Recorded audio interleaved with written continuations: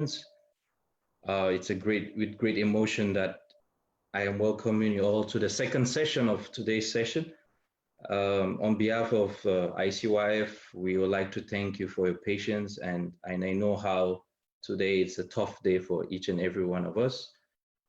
Today, the second session of the day is going to focus on youth volunteering initiatives and stories. So it's more like an experience sharing session where our trainers and speakers will share their experience with you, beautiful audience, and we'll get to listen to them, and you people will also have the opportunity to ask your questions.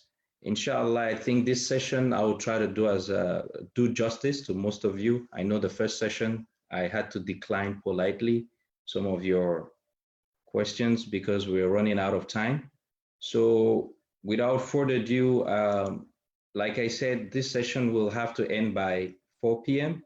So each speakers will have 20 minutes for their presentation, and we'll try to give more time for the Q&A session since it's a very interactive session. So, ladies and gentlemen, without further ado, our first speaker of today is our brother from Turkey. He has a bachelor's degree at the Department of Political Science and International Relations. He's currently studying that. He also did his exchange program at the University of Malaya. He has a huge experience in the volunteerism field, and he's currently working at a marketing and export agency here. And he happens to be the representative of the Red Crescent here in Turkey. So ladies and gentlemen, without further ado, please let's welcome Mr. Akif Emre Aktaş. Please, you have the floor. The time and place is all yours. Thank you so much. Thank you so much for this lovely introduction. Assalamu alaikum wa rahmatullahi wa barakatuh. Sorry, I had to be very brief with your bow because I want to give you guys time to talk. Thank you so much. Thank you so much. All right. Actually, we are almost at the end of the Ramadan. Firstly, I would like to congratulate all of your Ramadan, and I would like to say that Ramadan Mubarak for all of you. Inshallah, today we are going to share our experiences to each other, and we will benefit from each other's. So without further, I would like to start my presentation because we do not have a lot of time. So let's start with the youth volunteering initiatives and stories. Let me share my screen.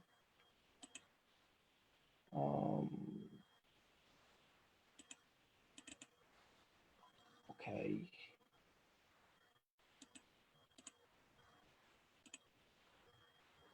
I guess you may see my screen, right? Yes, we do. We do, okay. Mr. Akif. Yeah. Okay. Yes, yes. Today I would like to start from the youth volunteering initiatives. I mean, when I think about the volunteering initiatives, youth volunteering initiatives, the first thing that came to my mind is Turkish Red Crescent Youth, because I am part of this society. I am one of the founder of this organization. I've been voluntarily working for the Turkish Red Crescent Youth. So I thought that Turkish Red Crescent Youth might be the good case study, key example to speak about when we talking regarding the youth volunteering initiatives. So let me briefly speak about the history and story of our initiatives. What is the Turkish Red Crescent Youth? What we have done, the story which is stay in the background of this society, and then we will go through the some of our experiences which we have witnessed in the field. I hope the presentation will last 15 minutes or 20 minutes, I guess. So,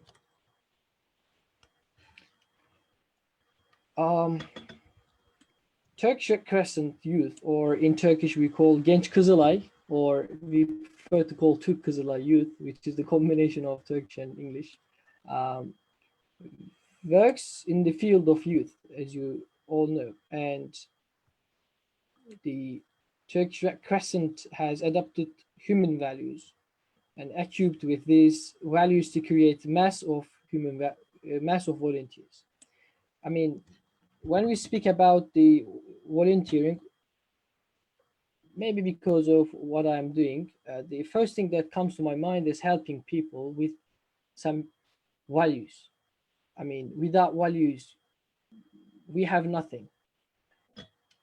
So we are trying to equip our volunteers with some values that I will speak also about those values, what we have to understand when we're talking about the values, especially in terms of volunteering.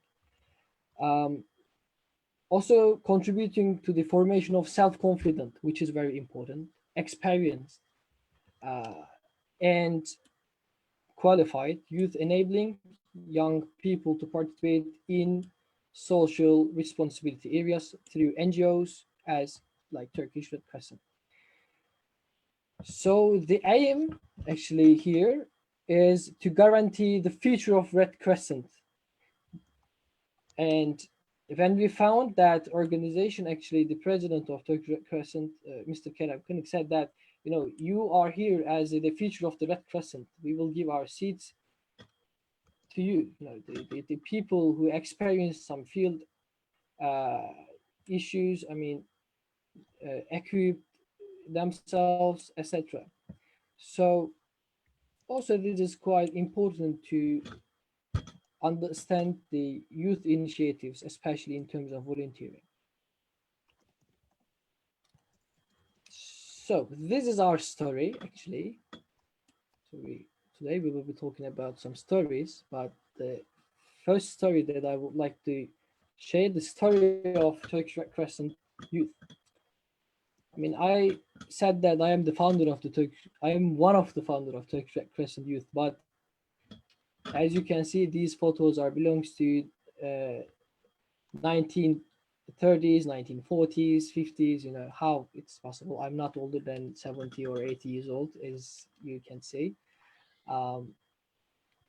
So our initiative started as a Kızılay Youth Institution, not as Turkish Red Crescent Youth, not as a youth organization which works on voluntary basis, but our organization, the youth institution, was working as a professional but for the youth.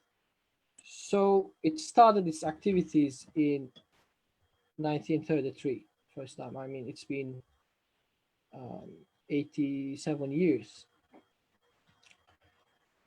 And in 1945, we extended our organizations. We opened the youth camps for the children. And in 2017, which is what we have done,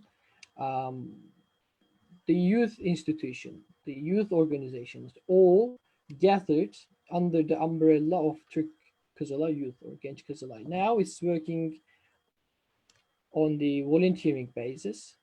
So this is it's called Türk Kızılay Youth instead of the youth institution.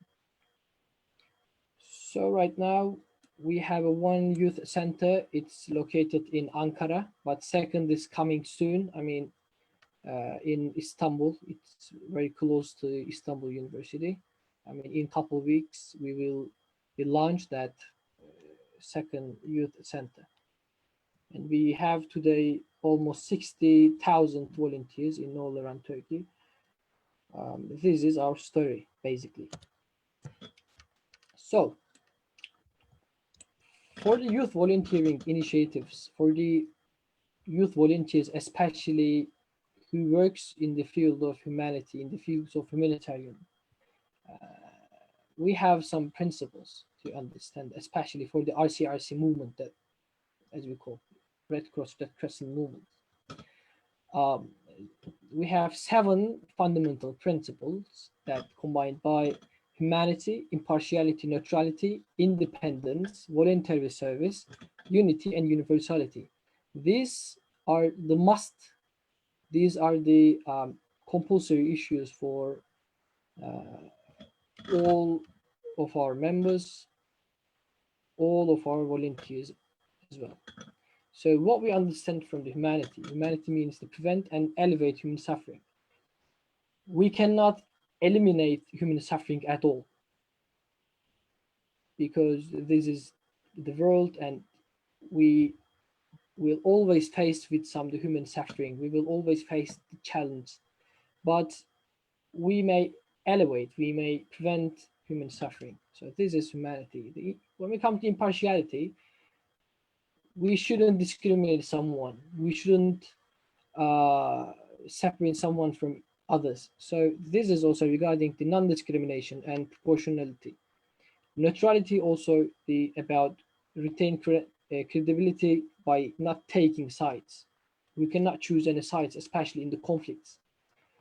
The independence, voluntary service, which is directly affect us, unity and universality. So I will share some stories with you, which I will link with some of those principles, and then I will end the presentation, inshallah. Okay. Maybe some of you knew this guy. He's Mahmoud, and he's originally from Syria. He had to flee to Turkey because of the war happened in Syria, and right now he's living in Elazığ city of Turkey. And he was the one of the figure that during the Elazığ earthquake, maybe some of you don't know, on January, an earthquake occurred here in Turkey, in Elazığ, and the Mahmoud was the one of the hero, actually, during the earthquake. So as I said, he's a volunteer, and he didn't separate anyone. He didn't discriminate anyone by involving the issues. And he saved this woman's life by digging the wrecks by his hands. So this is also one example about why humanity is important and how we experienced humanity during the earthquake in Turkey, thanks to Mahmoud.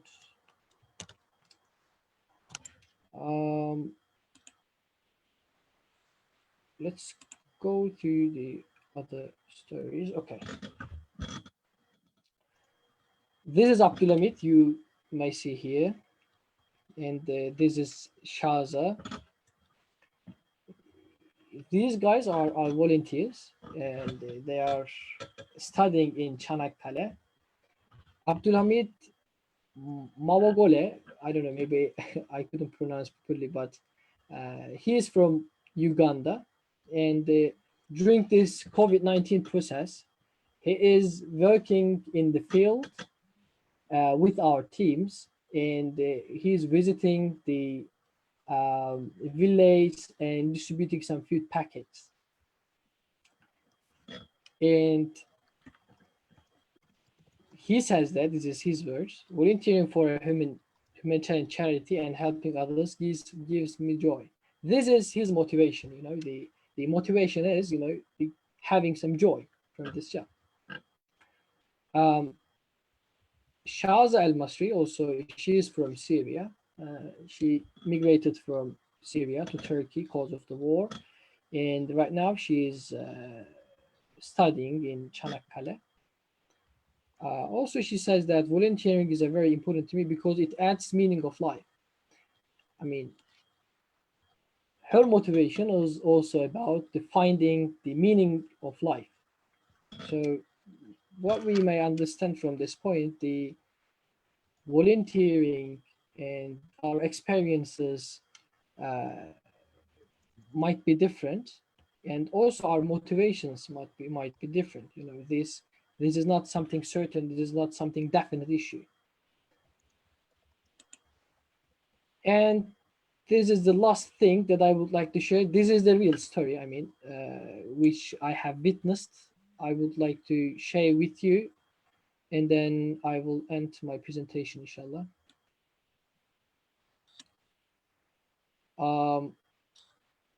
Okay.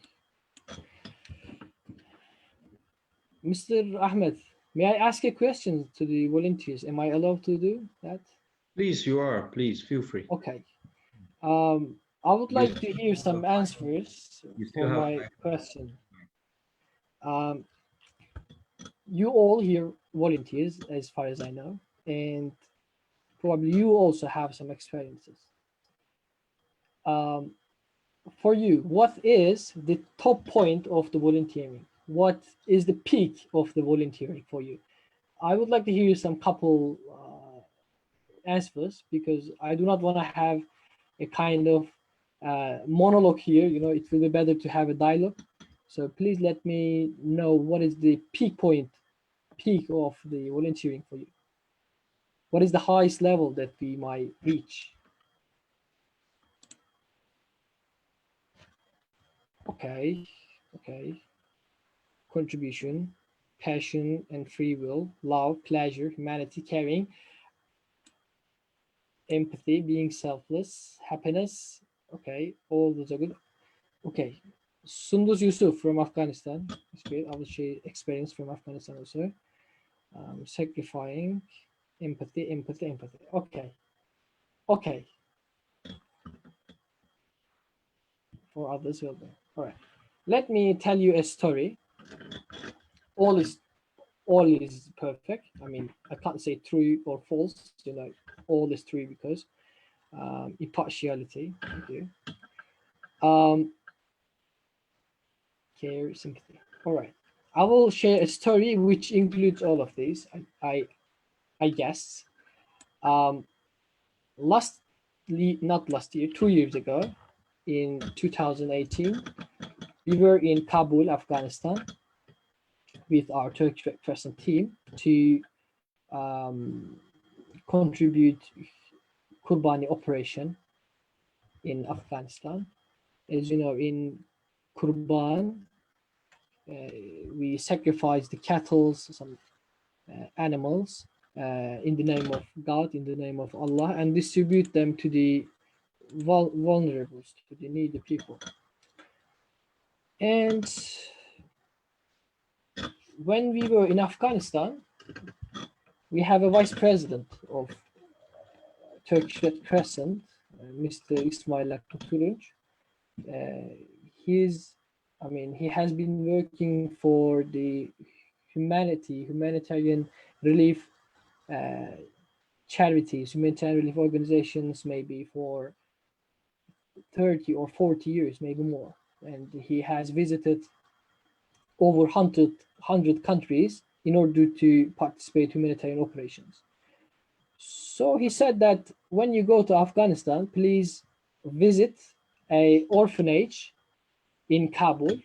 We said, okay, how we may find that location? He said, I'm just guessing, by the way, I don't remember properly, but he said, just find the central mosque and then you will see the traffic jam, turn left, go straight, and then turn right, and you will see the orphanage and find the manager of the orphanage as well. We said, okay, we found the orphanage. We brought some goods, some meats, and he is the manager of the orphanage. They welcomed us, and when we entered to the orphanage, we have shocked. You see the board right here. So there are some pictures, some photos pinned onto the board. We saw the pictures that belong to our vice president, the Ismail Hakkı. There are many photos of him here. So I thought that, by the way, at that time he was in Kenya to help other people He is from Turkey. We are in Afghanistan, and we saw his photos on the wall, on the board, in any orphanage in Afghanistan. So this is, I guess, the top point of the volunteering. Because when we go upstairs, we saw the orphans. All of these orphans are praying for, or making dua for him. I mean, this is what I experienced. You have no borders, you have no barriers, we have nothing. We need to have just wishes, and also we need to have some wills to help others. Then we may reach the top point. I mean, this is, of course, for me, the point of volunteering and humanity. I mean, I fulfilled my time already, but I also would like to share 2 websites for you to utilize.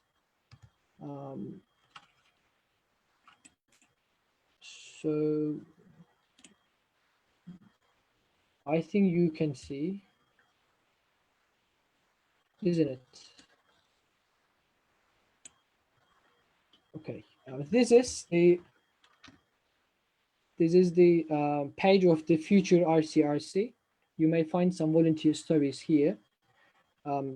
As you know, the RCRC means Red Cross, Red Crescent. There's a page here called Solferino Academy. As you know, the Solferino battle was the founder issue of Akif, apparently some of the students are mentioning that they can't see it. Okay. Kindly try to reshare your screen. How is this right now? I think you can. Yes, now we can see it. Okay. As you can see, this is the futurercrc.com. You may find some volunteer stories here, especially the volunteers of the Red Cross, Red Crescent movement from all around the world. They are sharing their stories. Nowadays, especially, they are sharing the stories from COVID-19 process, because all around the world, especially volunteers in humanitarian organizations, are challenging with the COVID-19. I mean, it's both Arabic. I mean, you may find Portuguese, Italian, French, English, and other languages as well. You may look at that page, and you may find some different experiences, and you may benefit from here. Okay, and you may also find the strategy 2030. And second page that I would like to share with you is volunteeringredcross.com. Also, this is a page that you may find a lot of things about volunteering projects, some resources about volunteering issues. I mean, you may also find some stories. I mean, you may see here, there are a lot of languages that you may find. I mean, from Chinese to Bahasa Malayu, from Zulu to Arabic. So this is also another page that I would like to share with you.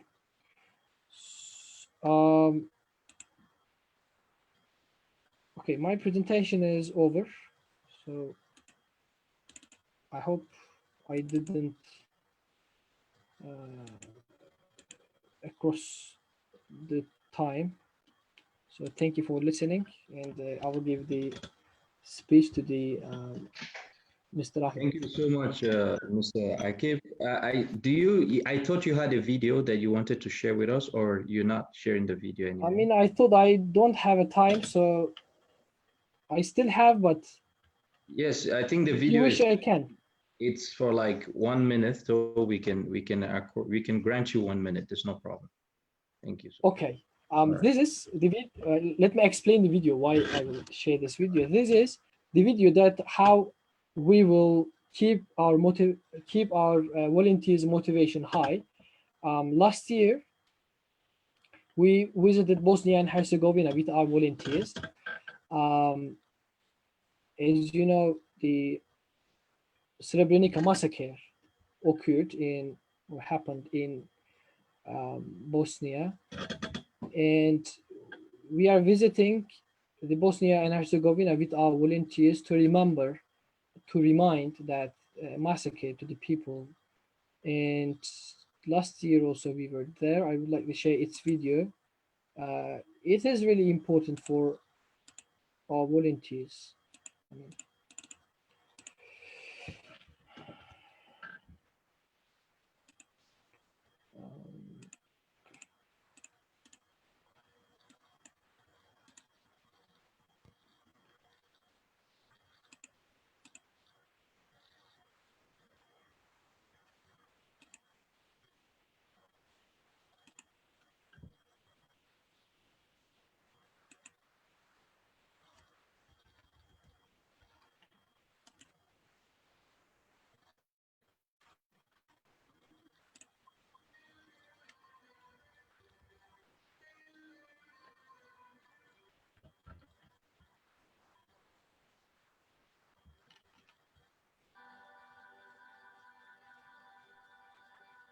I will show you something in the video.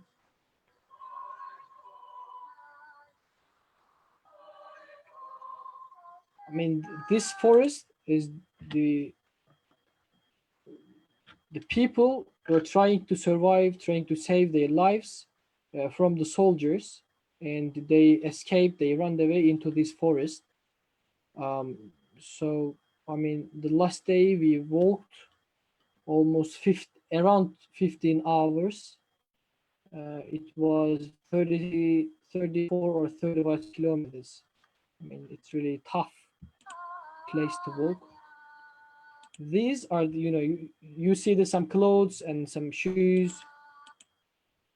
These clothes those clothes belongs to the woman that tried to save themselves from the soldiers, and they thought that if soldiers will catch them, I'm so sorry to say that, but they scared because they will get raped, they will get tortured, and because of that they hanged themselves to those trees.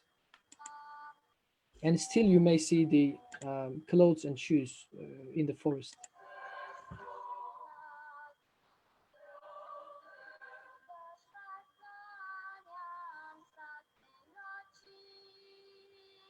This is me, by the way.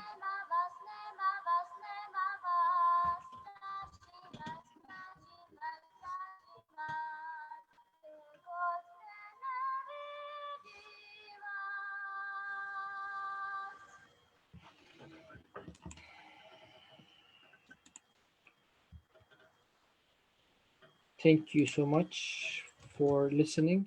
I hope it was beneficial for you. Yeah, this is the end of my presentation. Thank you so much, Mr. Akif Emre, for such a beautiful presentation. I think we were encountering some problems while you were sharing that video of yours, but listening to you, I could hear it had a little bit of sad ending, and also it's interesting. Thanks for sharing. I may share the link also on the chat room. That will be good for our participants. So thank you so much for sharing this experience of yours. Like I said, without further ado, I would like to move on to the next speaker of today. She's from the United States of America. She's a U.S. Army active and reserves lieutenant colonel, several positions at the Department of Defense. She is currently at the Department of State, where she occupies the position of Senior Policy Advisor in the Secretary's Office for Global Women Issues. She is the Foreign Affairs Officer on the status of women and girls for the Near East region. Her areas of expertise ranges from sexual assault prevention and response, policy making, women issues, training, leadership, the list is very long. Without further ado, ladies and gentlemen, please let's welcome Miss Marci Hodge. I hope I did pronounce the name very well. Miss Yes, Marci. you did. Yeah, Thank you so lovely. much. Thank you so much. And welcome. uh, so I don't know how I follow that presentation. That was amazing. I'm going to take a different approach with mine. I'm just going to talk a little bit. I do want to open up the floor so me and my colleague can both answer questions back and forth. But I was asked to talk about my personal experiences volunteering. And obviously volunteering is just a huge part of our life in the U.S. and even specifically in the Black community in America. So giving back has always been a part of my life. I don't remember a time that we didn't volunteer. My mother was a product of the civil rights movement here in the United States. I'm from Memphis, Tennessee. I'm from the South. And so she integrated a school. And one of the things that's kind of really embedded into you, if you have a parent of that generation, is that no matter how far you go, how high you go, that you will continue to give back. And so I've always found that to be really, really important and not only rewarding for the people that I'm serving, but also for myself, you know, and in some ways, even sometimes a source of healing. So I've been involved with quite a few organizations, like, you know, hard and fast since college. And I'm going to kind of go through maybe those three major organizations I'm mostly involved in, but also just anytime anyone asks me to speak, to talk about my life experiences so that we can give young people a hope, young girls a hope. Specifically, I think it won't be any surprise that some of my volunteer work has centered around women and girls, given what I do for a living. But for one, I've been a member of a sorority. Not sure most of you know what that is, but it's like a sisterhood that most of us join in college. Yay! Somebody knows what I'm talking about. And that organization has a really long history, over 100 years, just like my colleague was talking about the Red Crescent. And in our mission, public service is prioritized as part of our service to the community. And of course, no surprise there, you know, given my background, I majored in political science. I got my master's degree in international relations. I've mostly focused on social action and international awareness and involvement. Our founders, the first thing they did, their first act of service was to march in the Women's Suffrage March. And so I've always taken that as kind of cues that, you know, women's issues, social action is key and central to the kind of work that we try to do in the community to give back and get people involved. And then for like the last decade or so, I've been a member of an organization called the Junior League that basically focuses on promoting, you know, the women that are a part of the organization, but also making sure that we provide trained volunteers to the community we serve. And I've been on a variety of committees inside the league that help run the league, like strategic planning, kind of using some of those skills that I have from my day job. But also, as of recent, this past year, I was focused on Done in a Day, which actually puts us out into the community so people can actually see us and know that we're continuing to add value. And so that kind of looked a lot of different ways. Obviously, our committee has probably been hit the hardest because of COVID-19. It's not really safe to be outside. They don't even want us outside. We're still, at least in the DC metro area, on a complete lockdown, even though both states, the larger parts of the states have been opened up, but the immediate DC area has not yet. And so trying to come up with creative ways to still give back or donate, so that people know that we're still here and trying to figure out how we can get back out to help them beyond. But we still definitely have like Feeding America, those kind of like essential things like HA, like my colleague was talking about. Those things are continuing to happen because obviously we have a lot of people out of work and need food to eat. So those type of things are going on. But some of the other things, because our league is focused on literacy, because though we live in a pretty affluent area, we still have a community that is very underserved. A lot of those young people look like me. And so I know it's important for them to see themselves so that they know that there is a way out if they, work hard for it. And then last but not least, my last thing that I kind of just randomly fell into, kind of happened through my job. I went to this international Women's Day event when I first started at the State Department, and they were awarding this organization called Dream Wakers, founded by a former State Department employee who found this organization because it's really hard because things have just gotten so busy in the US and in the West. It's really hard to visit classrooms like we used to for like career day and things like that. And so they came up with this cool idea where you just Skype into people's classrooms so we can expose not only students in urban areas, but also rural areas to different careers that maybe they would not have thought of.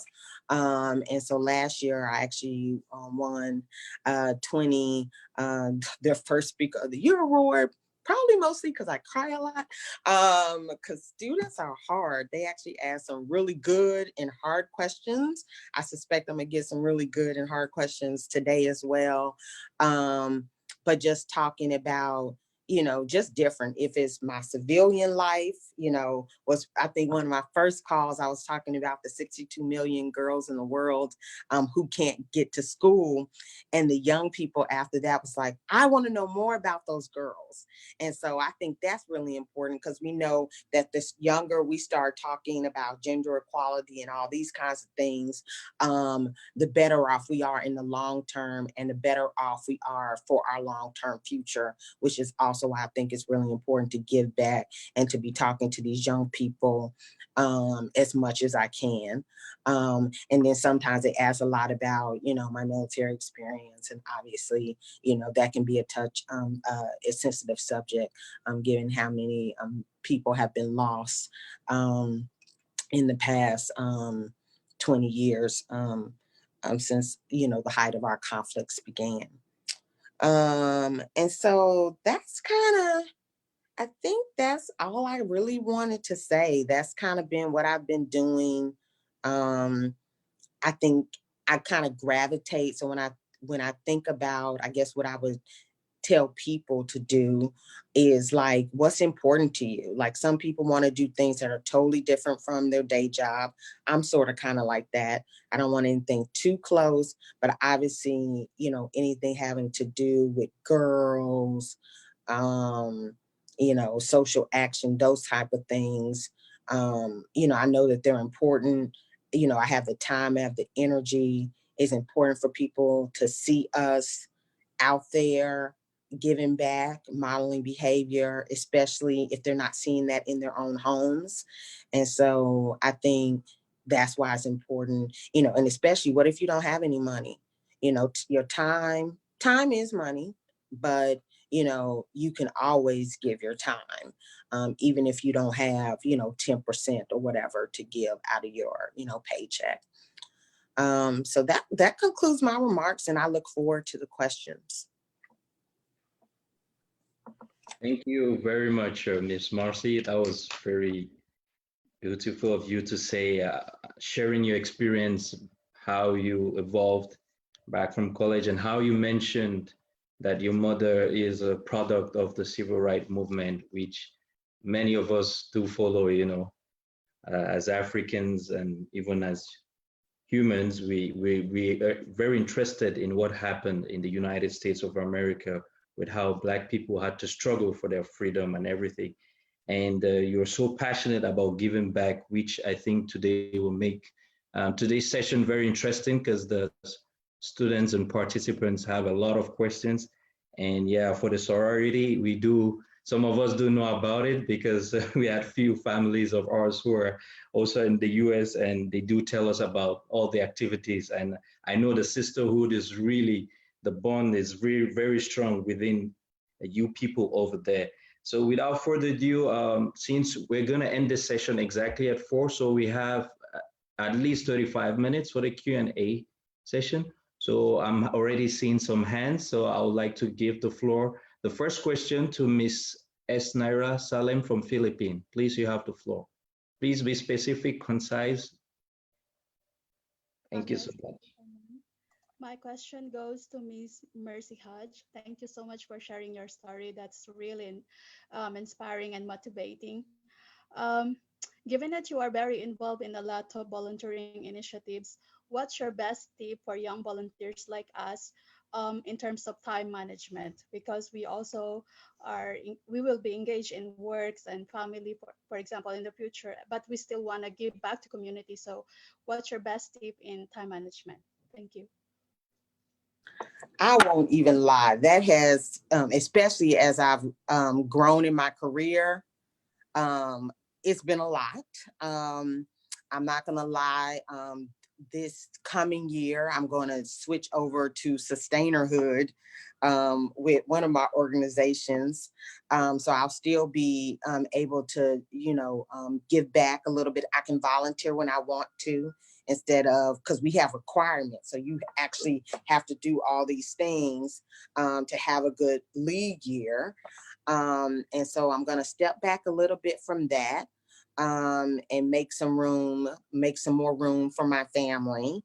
And then Delta, that's a lifetime commitment, sorority life. So I can't go anywhere from that for the duration. And then Dreamwakers, I'm not gonna lie, like you're gonna put in extra time. You're gonna be at work a little later, but I think it's really important for my nieces and nephews, and any children I might have to see me giving back, because I want them to know that is important.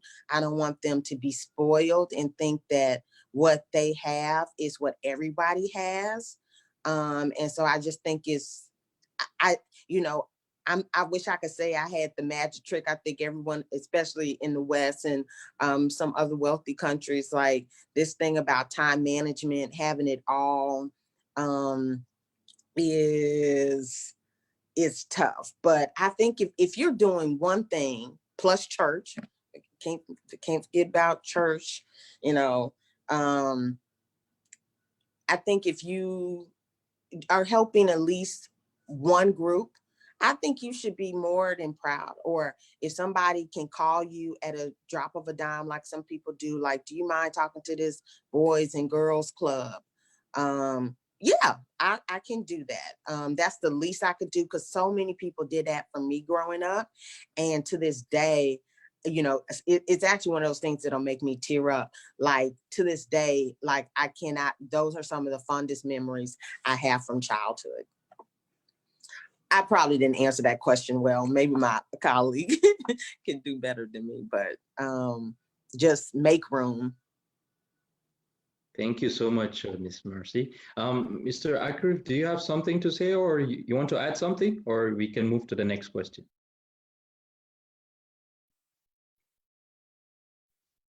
Can you hear us, Mr. Akif? We can't hear you. Yeah, I do. Yes, I do. I can't say that I'm very successful on time management issue also. If anyone knows, because I'm not really good at it. Mr. Akif, we lost you for some time. Can you repeat what you said? Okay, can you hear me right now? Now we can hear you.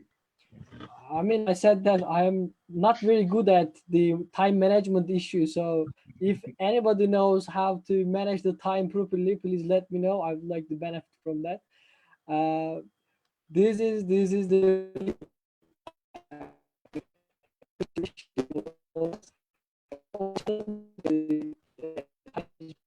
We have everything to ease our things, you know. We have online meetings, we have, you know, the email, social media, we have technology, we have everything to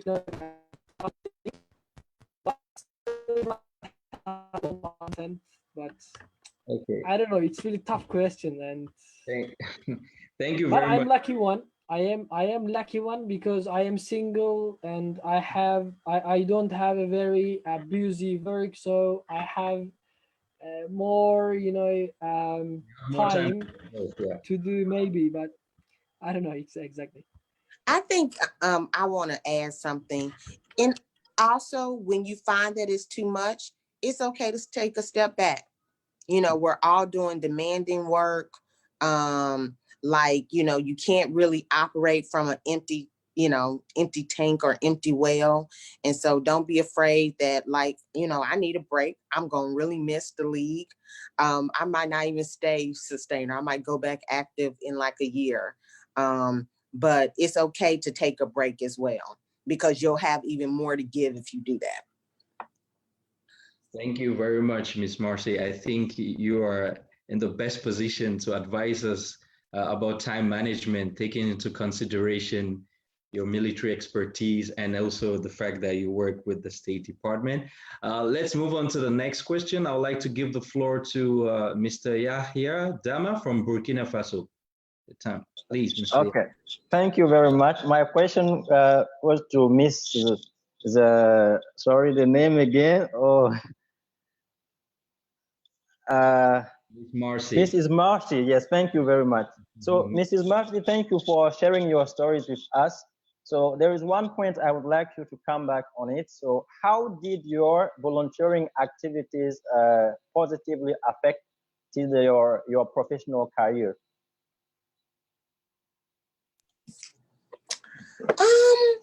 Well, I think one of the things that I really like about, so it's all three have been really, really helpful.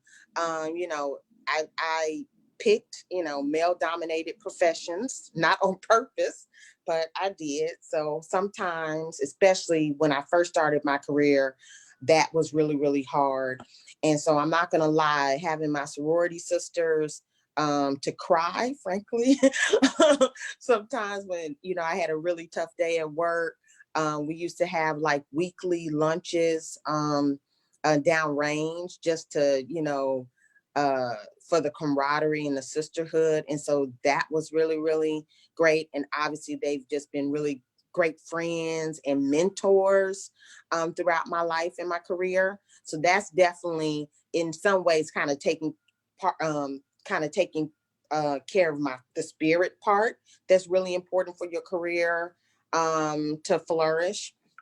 And then definitely with the league, like they invest so much in our professional development, not just, you know, making sure, like when we talk about having a trained volunteer out, they are really serious about taking care of us, you know, making sure, do we know how to talking about unconscious bias, how to speak up for ourselves, just all those things, finding your voice.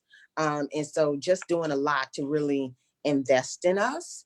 And then, you know, my job is how I found Dreamwakers. Like, I don't know that I ever would have even heard of them had it not been for my day job. So I think, you know, it hasn't been directly related, because in some cases, especially when I did some of the harder work I did, like sexual assault prevention response, that's still some of what I do in my current job, but that used to be all I did. You know, I probably, you know, don't want to be at a shelter, only because, you know, it's just too much given what I do every day at work, emotionally. But it's definitely been a balance, and you do need something to do, especially when you're single. You know, you can't just work and then go home. You need a life, you need a social life. And so it, you know, I've made a lot of friends, like all my friends are my sorority sisters. And so I feel like that's been like the biggest benefit to my career. Okay, thank you very much. Thank you very much, Ms. Marci. We'll move on to the next question. We have lots of questions. I keep seeing them. They keep popping up. Let's move to Mr. Suraji Al-Hassan from Ghana, please. You have the floor.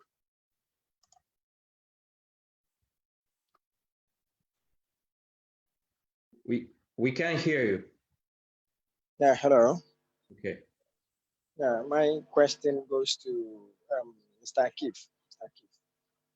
Talking about the Green Crescent and the Red Cross, I want to know if it is an international organization and how you become a member of that. That is to Mr. Akif. And the next one to Marci.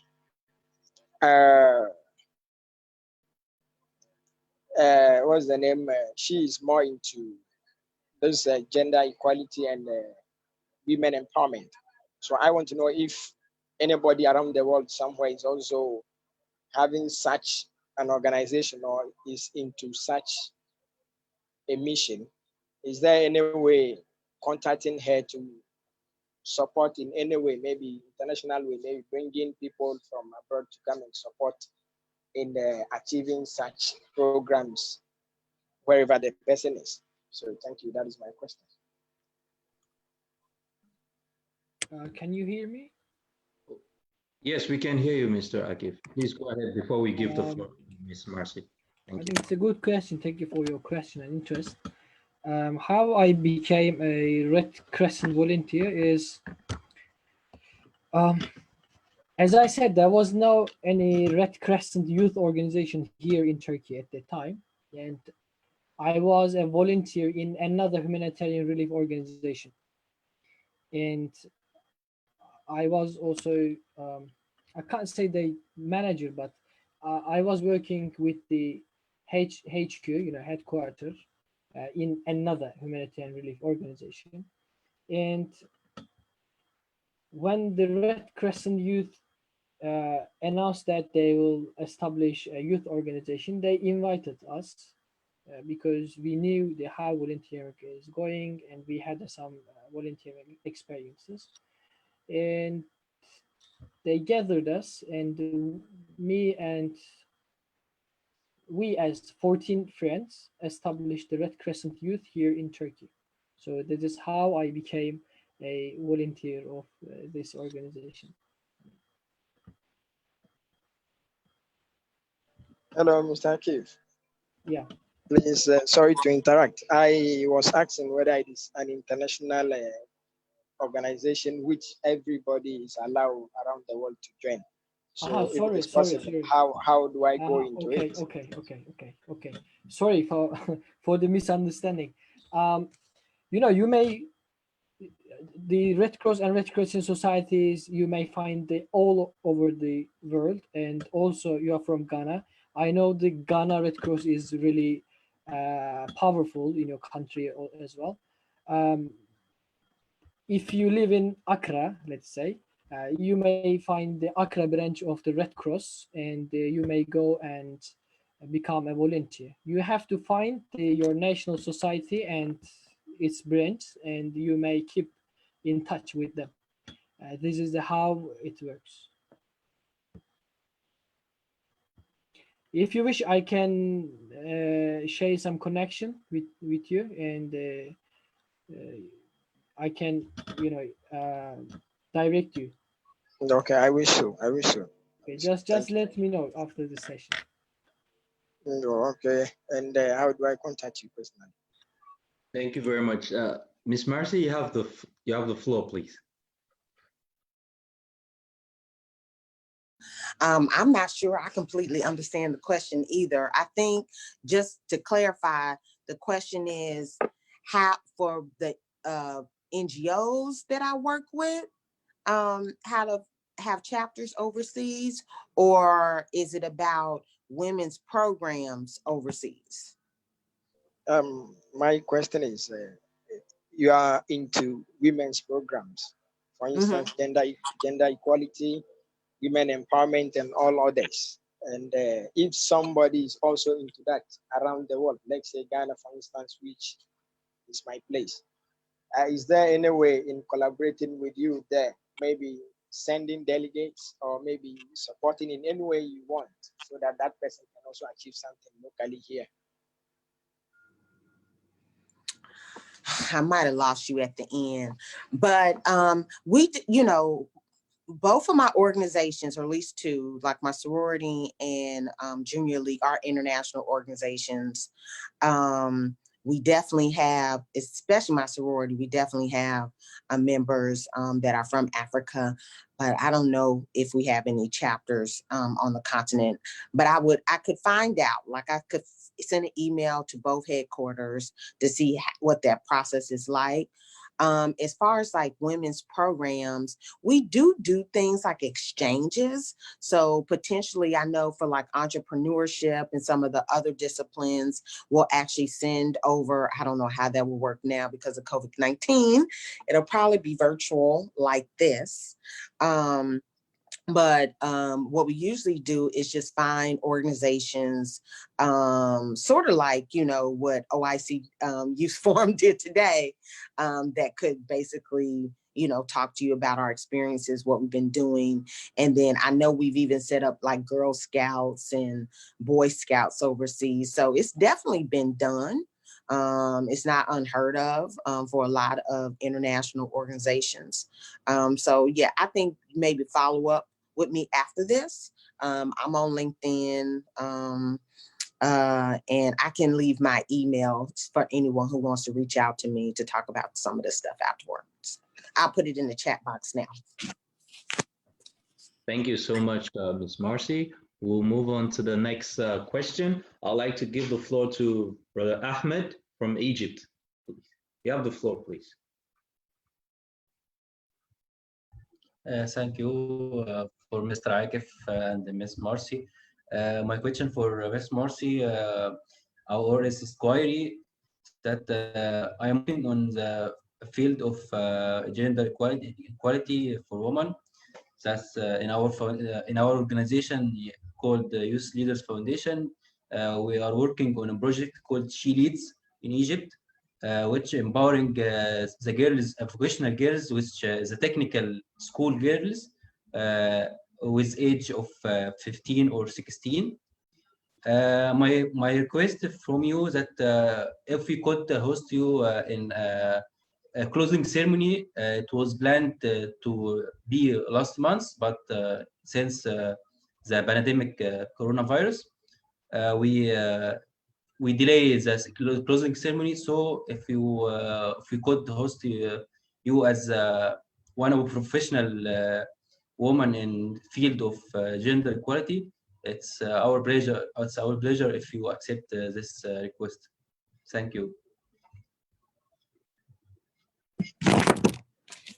Okay, so I sent my email. Send me the invitation, and I'll see if me or maybe someone else in the office can do it. Yeah, if I can. Okay, thank you. We actually hosted some Egyptian female leaders right before the pandemic. They actually had to leave early because of the pandemic. It was so sad. But hopefully we'll see them again. And I went to Egypt for the first time last year. That was really nice. Thank you very much. So we'll move on to the next question. I would like to call upon Sundus Yusuf from Afghanistan. Hello, hi. Can you hear me? Yes, we can hear you. My question is, how do you keep yourself still motivated in volunteering after experiencing difficulties, racism, danger during volunteering? How do you keep the courage to continue doing good? Thank you. It's for both of the hosts.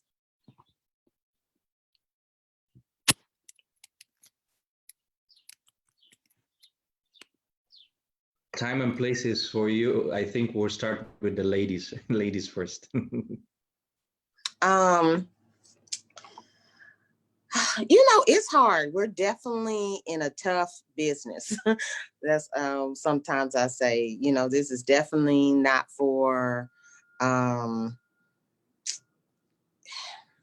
it's, you know, and sometimes you have setbacks, but sometimes you get surprises. Like, you know, I know a couple of years we had some meetings with some leaders that didn't go as well as we thought it was going to go.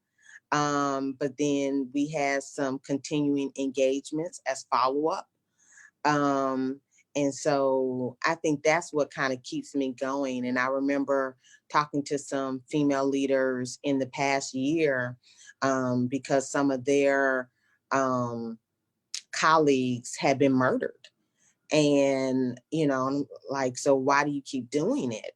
And they were like, because they felt like it'd be a betrayal to those women who gave their lives for this. And so I think, you know, sometimes, especially in my case, you know, people, you know, have it, you know, way worse than I do. And so I just feel like, you know, if you are in a position to give back and keep fighting, you have a platform, you owe it to, I feel like we owe it to people to continue to give back and make the world a better place. It's as simple as that. And each one person, you know, I love that quote about, you know, one person can actually affect change. Like if we all did one good thing, the world would be a much better place. And so I'm not going, you know, it's definitely been times where I've had to close my door, cried a little bit, teared up a little bit, but then I just kind of shake it off and keep going. And it's enough successes along the way, or like, you know, pearls of hope that like, okay, we're on the right track. It's rocky sometimes. It's going to be, sometimes it's going to be a bit of a fight. But, you know, in some ways, I always say, did my military training prepare me for this? Because, you know, I basically just took those skills and brought it to my diplomacy work and my volunteer work. And I do look, you know, I definitely probably do some lighter volunteer work just because I guess if you could say doing women and girls work is lighter work in my volunteer life, but just because just seeing their faces is also a reminder that we have to keep going and we have to keep doing this stuff, unless we're just never going to get where we need to be. Okay, thank you so much. Let me answer that question like that. I tried to explain that during my presentation also. The harsh situations, the tough situations, the troubles, challenge, all those make us stronger and it keeps our motivation higher. I mean, I have been to, you are from Afghanistan also. I have been to Afghanistan, as I said, and when I was in Afghanistan in 2018, the day that I arrived, 8 rockets fired. I mean, I have seen the chaos in the city. I mean, here also in Turkey, I have seen the bomb attacks we have faced with the military coup attempts. 249 people killed in one night in my city. I have seen the challenge. We all have seen different challenges. And after all this witnessing, we can't go to the bed like normal. We have to work stronger, we have to work much better, we have to work busier than all days. I mean, this is the harsh situations makes our motivations higher. So this is what I believe. So this is not the thing that weak our motivation, but it keeps higher, I guess. Thank you very much, Mr. Akif. Well, I'd like to give the next question to Mr. Donfak from Cameroon. You have the floor, please. Greetings, and thank you for giving me the floor. And equally thanks for both presenters for the wonderful presentation. I have 2 questions on board. The first question goes to Mr. Marci. I wish to know what pushes you to involve into volunteerism. I ask this question because despite the fact that you are too busy at the level of your work site, your job site, you still keep up with the spirit of volunteerism. I wish to know what is burning in you that makes you to be persistent in that field. Now, the second question goes to Mr. Akif. Mr. Akif, you said you were one of the founders of the Turkish Youth Red Cross, the Red Crescent. I wish to know what instigated you to join the team, that is the founding team. What instigated, what was the spirit in you that pushes you to join? And secondly, I wish to know if you can share your contact number, that is your representative in Cameroon, so much that we look for further collaboration. Thank you.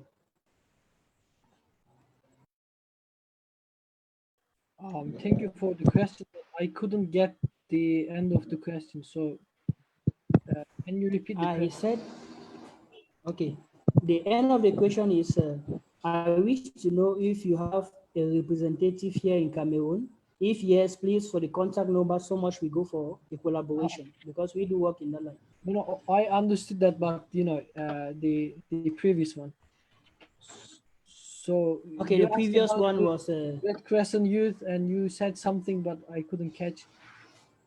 Yes, I said you are one of the founders. You are one of the founders of the Red Crescent Youth in Turkey. I wish to know what instigated you, what triggered you to join the founding team, because you said they met you and you decided to join the team. I wish to know what pushed you to join. What actually? Okay, thank you so much.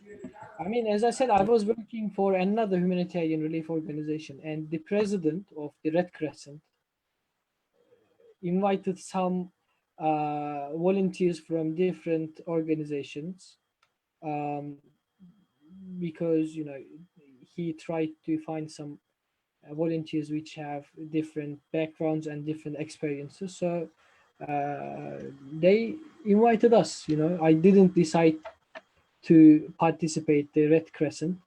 I was already working for another humanitarian organization, but they invited us, and we said okay. So that is how I became a part of the Red Crescent, actually. For the second question, I may share the contact with you. We as a Turkish Red Crescent do not have any branch in Cameroon, but there is a Cameroon Red Cross in your country, and the president of the Cameroon Red Cross Youth Organization is my close friend. I may share his contact, and you may keep in touch with him. Thank you very much. I would like to give the floor to Ms. Marci. Thank you. Hello, and I think it's a couple of things I want to say. Going back to the last question, because I was in I spent a tour in Afghanistan as well. You know, I think, you know, all of us, you know, are not in the safest neighborhoods. And so definitely, you know, be as safe as possible when executing your volunteer activities. But I think, you know, kind of parlaying or transitioning to this new question about why I do it anyway, because, you know, even some of the neighborhoods here in the US aren't necessarily the safest, but, you know, I think it's important, like I said before, for people, you know, of all races, religions, ethnicities, to see themselves and to see us coming back, even if I can afford to not live there anymore. And so I think it's really important for, you know, like I said, this is a two-way street. Like volunteering doesn't just help the people who need it the most. It's healing, and it does a lot for the person that's giving as well. And so, you know, I guess I have a need to give back. That's how I've been raised to give back. And we want to keep that going into, you know, until, you know, indefinitely, you know, into the future. We want that culture to expand of volunteerism in the world, and in our country. And so I think that's what motivates me to do it, and to keep doing it, and to miss it when I'm not doing it. Even if, you know, sometimes people say it's my day job, like, you know, volunteering, I get paid, but, you know, considering the kind of work a lot of people do this in the NGO world. So, but I think that's why I do it.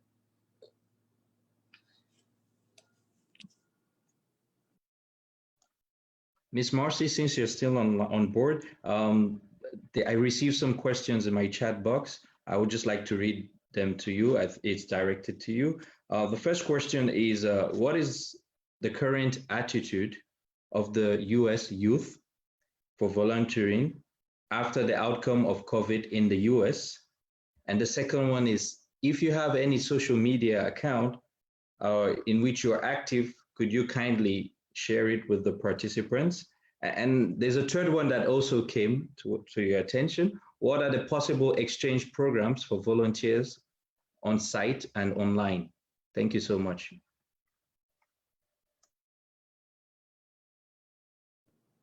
So I'll probably have to go back to ECA and ask them about if we have any volunteer programs. So I will get that information, and then I'll email it to the organizers to share with the group after this.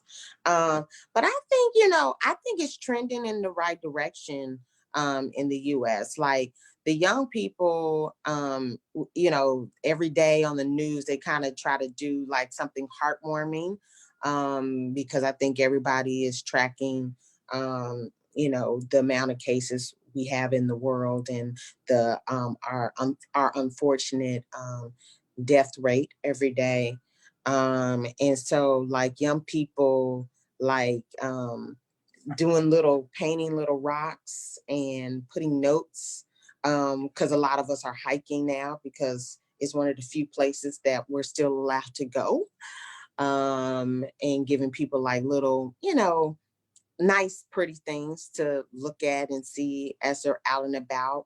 Probably if you don't, you know, have a pet, that's the only time you're going out, if at all. And then, you know, see people like in neighborhoods, like there have been people like working out in the front of their yards, like doing like a Zumba class or something like that.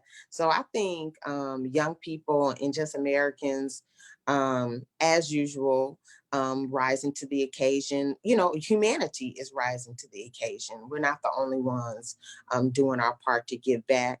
And so it's just been really, really nice to see, especially, you know, obviously, you know, we've had some young people die and get sick from COVID, just like everyone else, but obviously they're not as affected. At least that's what the research is showing so far.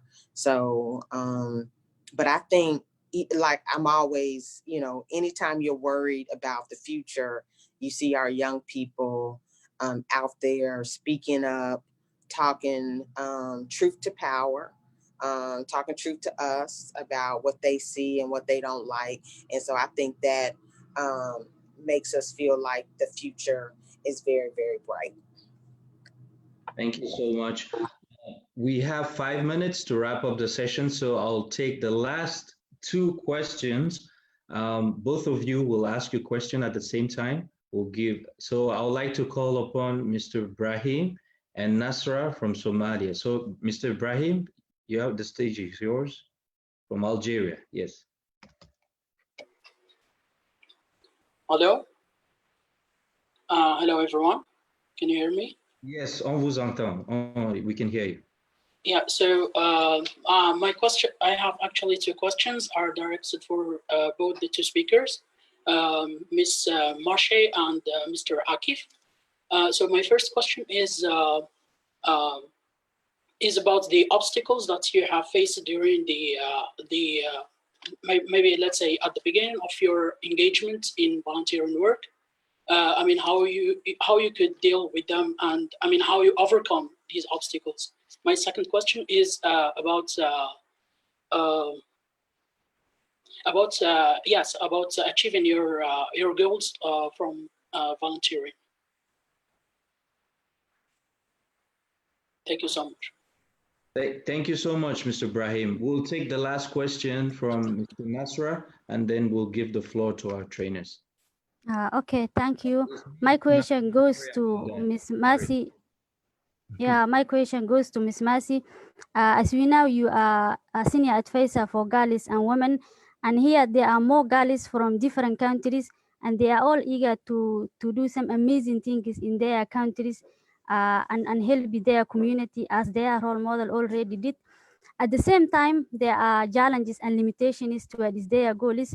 So what is the best advice and encouragement you can give to us in order to continue our struggling? Thank you.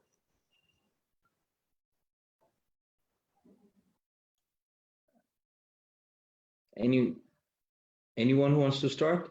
Mr. Akif, Ms. Marci? Oh, Mr. Akif, go ahead, then we'll give. I waited for, because ladies first, but okay, I take the floor. I mean, regarding the obstacles, basically we can say that all young volunteers are facing with the financial obstacles. This is the certain thing all around the world.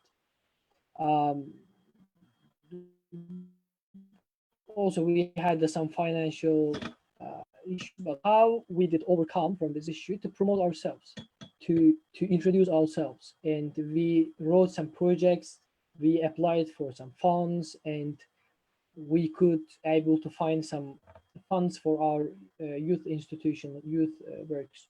So this is the way how we overcome from the financial issues. Another thing, lack of the volunteers. At the beginning, we didn't have any kind of volunteers. We had a very collapsed organization, let's say, because even we didn't know who are our volunteers or not. We had, we found a strategy to organize our volunteers, and now all our issues, all our processes, all of these are going in a strategic way to organize. So this is the way to overcome from the obstacle, I guess, the good strategy and promote yourself properly. This is the two things that I can advise for the overcome the issues. I mean, in terms of the achieving goals, I mean, it depends on the your goals, because you may have some short-term goals, you may have a long-term goals. In the long term, we as humanitarian workers or humanitarian volunteers, our goal is eliminating human suffering and protect human dignity. I don't know how we can achieve that goal, but we are working. I mean, in Turkey, we call we responsible from we are not responsible from the achieving our goals. We are responsible for the working for it, working on it. So we are just working, and we will see what will happen. Thank you very much. Ms. Marci, the floor is yours. Hard questions. On the challenges front, it'd be disingenuous for me to say that, there are a lot of challenges to volunteering in the US, because they aren't, not in the same way that it is in some countries and some parts of the world. We do have a really big culture of giving back. I think if anything, the challenges sometimes just have to do with, especially if you're trying to get to those kind of hardest, those most vulnerable people. And I think there might be some commonalities there. Those aren't always in the safest neighborhoods, but overwhelmingly so for the most part. None of our volunteers maybe felt a little uncomfortable, but we've never been in danger, in all the years that I've been volunteering since I was a little girl.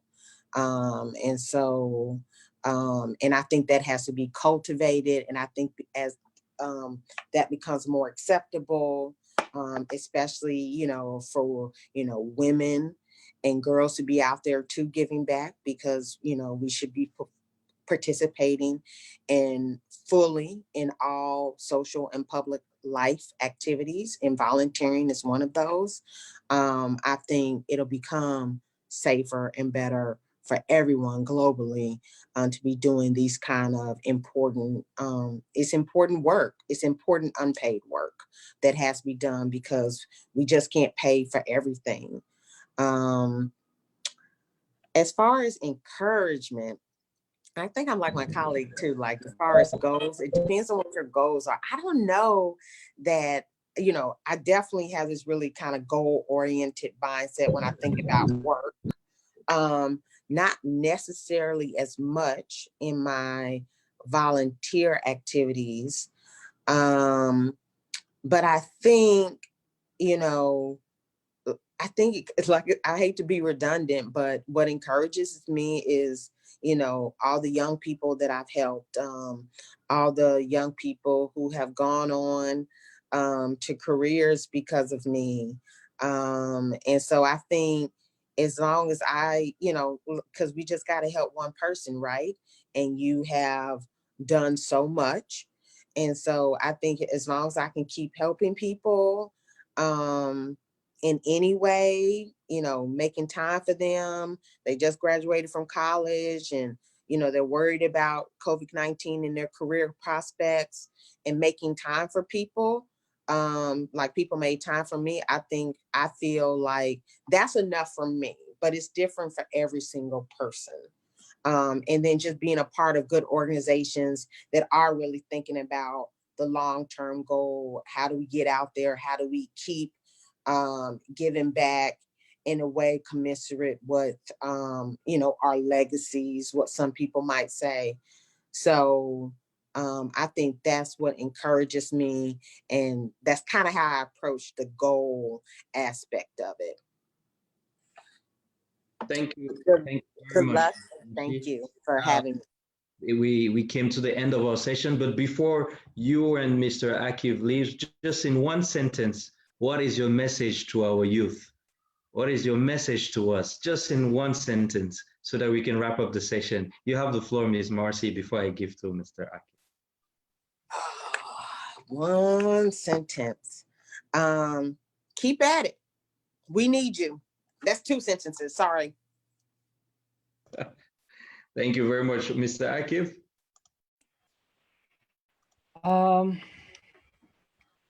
It's really a tough question, you know. I have only one sentence. I have to use it correctly. Thank you so much. We love you all, and stay safe. I mean, inshallah. So thank you very much, ladies and gentlemen. We came to the end of our program. The organizers are writing to me that I have to wrap up the session. I would just like to say once again, on the behalf of the president of ICYF and the whole team of ICYF, they are extending their deepest gratitude to Ms. Marci and Mr. Akif for, you know, giving their time, some of their time, to speak to the youth of our regions. So we have a tradition at ICYF where we usually give a token of appreciation, but we are on a virtual platform today. So we just hope we're going to have you very soon here at Istanbul, Ms. Marci. We're looking forward to that. The students really enjoyed your session, Mr. Akif and Ms. Marci. I think even me, I was laughing the whole time. A little bit was much more energetic. We really appreciate what you did for us. All we can say now is may God protect us. May God help us overcome this difficult situation. And we have to keep striving for the best. And like Ms. Marci said, even in her talk, one person can affect change in the world. And that is what I myself profoundly believe in. So ladies and gentlemen, without further ado, I would like to thank you, and I'll see you tomorrow for the next session. Try to take some rest, and we'll see you soon. If you guys want to say bye to our trainers, it's the moment. Thank you so much. Assalamu alaikum wa rahmatullahi wa barakatuh.